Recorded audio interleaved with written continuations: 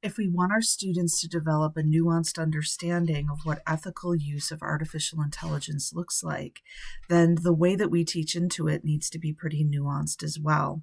This is the game board, the matrix that I use with my own students when we begin to discuss the difference between the use of AI that actually democratizes communities and learning spaces, and the use of AI that actually privileges some over others, destroys communities and relationships too, or destabilizes those learning communities or wider communities as well.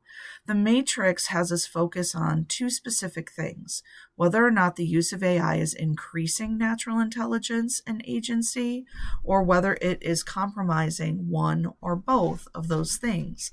And I find that examples are really important because this is complex stuff.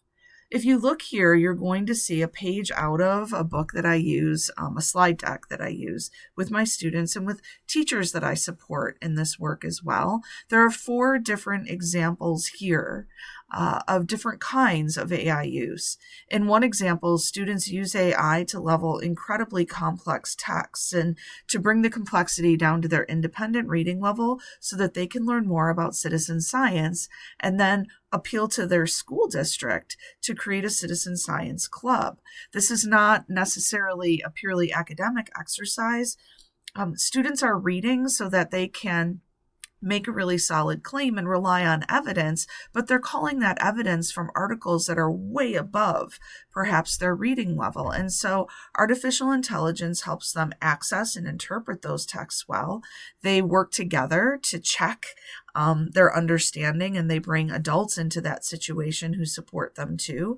And AI is actually helping them learn more. It's increasing their natural intelligence about citizen science, as well as giving them agency within their system to apply their learning in a way that's really authentic and that brings citizen science to their school.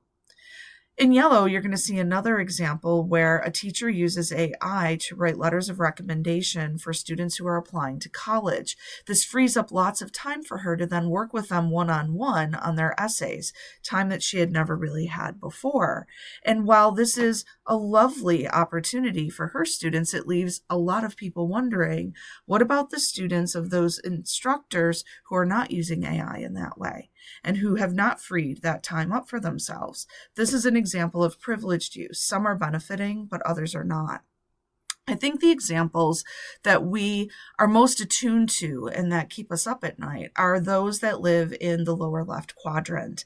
These are, in the dark blue, examples like a student advocacy group using AI to compose an evidence-based letter to the editor of a local paper claiming that a factory in their town is contaminating the air or the soil. And the EPA gets involved in this, and the factory is shut down, and a lot of people lose their jobs. And then ultimately, at the end of a very lengthy investigation, we find out there was really no harm being done at all. And I can imagine this playing out in small and large ways all over the place right now. When we use AI in ways that actually depletes our natural intelligence and compromises agency, that's really destructive. That's destructive use.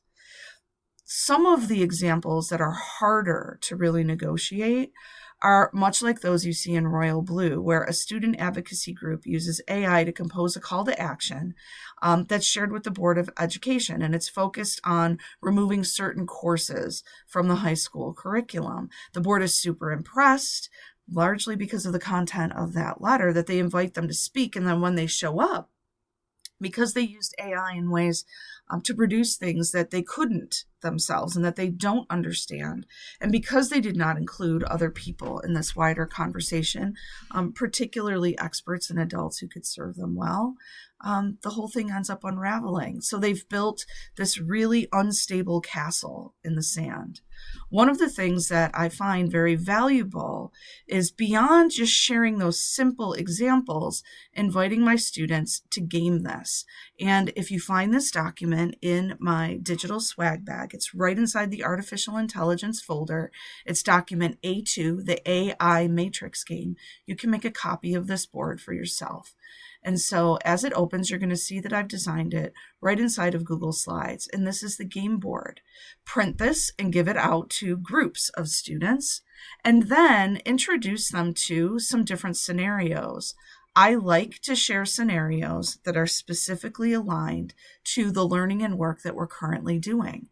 So if you are teaching The Great Gatsby, you'll want every card in the deck to relate to how a student might use AI in their exploration of The Great Gatsby for your class.